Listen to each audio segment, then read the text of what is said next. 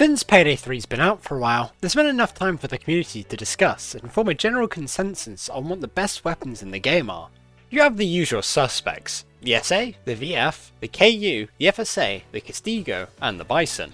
However, one weapon has managed to slip under the radar of most players, being dismissed just because of how early it's unlocked and its seemingly inconspicuous stats.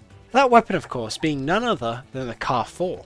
Now, it is pretty understandable why people were quick to dismiss the CAR-4, mostly because it's the gun you get given at the very beginning of the game. The MCAR, the starting gun in Payday 2, while very much usable on DSOD with the correct setup, was definitely one of the weakest assault rifles the game had to offer, and while being a very good option, the MCAR-4 in Payday the Heist was very much outshined by the M308 in the game's meta.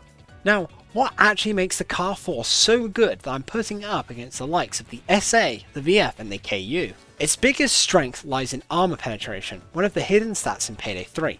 From data mining, we know that the CAR-4's Armour Penetration stat is 0.92, and you may be asking yourself, why is that stat so important? To make a long story short, because Armour Penetration is a bit complicated, enemies in Payday 3 have both armour pools and health pools, like players do. While their armour is up, you deal damage to both their health pool and their armour pool, but the damage dealt to the health pool is reduced while the armour pool is up. Once the armour pool is gone, you do the gun's raw damage to its health. There's calculations that you can do surrounding it, but all you really need to know is that the CAR-4 3-shot headshots light units and 4-shot headshots heavy units. This sounds alright, but things get even better when you add the cutting shot skill into the mix.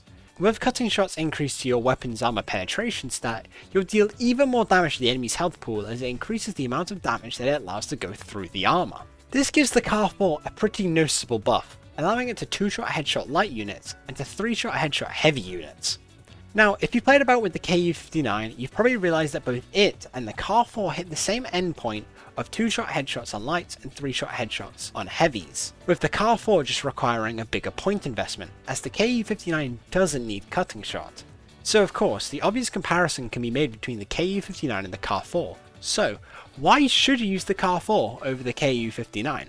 The most obvious reason is the difference in stats. The CAR-4 is better than the KU-59 in basically everything, bar for stability. The CAR-4's got better recoil, better handling, better accuracy, better fire rate, and even better ammo pickup. There's also a level of synergy to go with it, as the Castigo 44 revolver hits 1-shot headshots when it's paired with cutting shot. And probably the least important reason, but it is worth noting, for new players of the game, the CAR-4 is accessible right off the bat, where the KU-59 is locked behind level ups. If you've been enticed enough to use the CAR-4, I'll share my personal build, which uses it in the Castigo 44. I found this build to be extremely strong, albeit a little bit boring. We get Ammo Specialist Basic and Plate Up. The total ammo buff from Ammo Specialist is neat, but it's more to open up the tree to Plate Up. It's just downright one of the strongest skills in the game, and lets you play a lot more aggressively easily. Then we get Mower Basic, Recoil Handling, Ammo Funnel, and Replenish. These are some pretty handy skills that make the recoil on the CAR-4 much more manageable with its rate of fire, lets us put ammo pickups straight into our current magazine, and lets us make ammo pickups from range, synergizing well with Plate Up as well. We also get Tank Basic, Extra Plate, and Armor Up. These ones are fairly self-explanatory skills, since armor bags are the best deployable in the game by a pretty fat margin. We then also get Sharpshooter Basic, Long Shot, Cutting Shot, and Speed Aim. Sharpshooter Basic to open up the tree and to act as our source of edge in the build, Long Shot to keep headshot multipliers at range, Cutting Shot to increase armor penetration, which I explained why we needed earlier, and Speed Aim for faster snap to zoom. Enforcer Basic, Quick Reload, Combat Reload, and Shock and Awe. Enforcer Basic acts as a good source of grip for us. Quick Reload lets us reload faster. Combat Reload also lets us basically keep our edge and grit infinitely cycling, which is super useful. Shock and Awe is some very nice crowd control when dealing with a lot of cots all huddled together, as the stagger effect in my opinion is very powerful and it's very underrated for what it does. Of course, we also get the Transporter skills as they're pretty damn busted. Transporter Basic, Beast of Burden, Deep Pockets, and Power Lifter. We gain rush from carrying bags from Transporter Basic, get all of our movement speed penalties from bags negated while we have rush, and we're able to carry 2 bags at any given time with an increased movement penalty. And these 3 skills work together in practice exactly how you'd expect them to. Deep Pockets is also a nice pick, as it lets you get 2 extra usages out of your armor bag, as instead of having 1 6 charge bag, we have 2 4 charge bags, for a total of 8. You can then also mod the CAR-4 and the Castigo any way you want to, as modifications don't matter too much in Payday 3 at the moment. I personally use infrasonic mines and flashbangs, but you can use whatever substitute you'd like to. As I said earlier, this is my personal favourite build at the moment.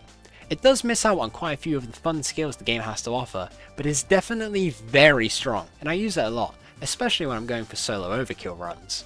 That's just about it though. The Carver is definitely one of the most fun weapons in Payday 3. It isn't as stupidly powerful as the SA or the VF, but it definitely is fun to use, and it's probably my favourite weapon at the moment. This might also be my last Payday 3 video for a small bit. Not that I'm unhappy with Payday 3 at the moment, far from it in fact. It's just that I'm wanting to expand the type of content that I'm making, so look forward to some non-Payday content in the future. As usual, I've been Cookie Dough, and have a good one.